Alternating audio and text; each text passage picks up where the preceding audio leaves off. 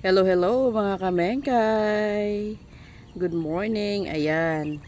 Nilabas ko yung bata kasi magpupup siya. Pero parang wala naman siyang balak ko kasi ang sarap ng kanyang higa-higa dyan. Oh.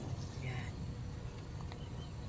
Nilabas ko siya para magpoops. And then, habang naantay ko siya, pakita ko po sa inyo dito. Meron ditong puno ng manggang maliit. Ayan, namumunga na siya.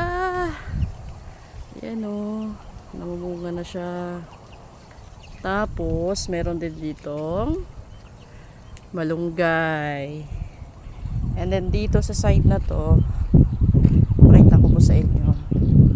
Meron ditong, ayan, sili.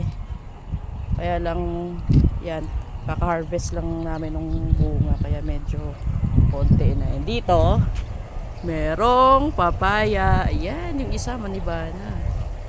Ito naman, dalawa dito. Meron ditong saging na saba. Ayan, medyo maliliit pa siya. So, okay kayo.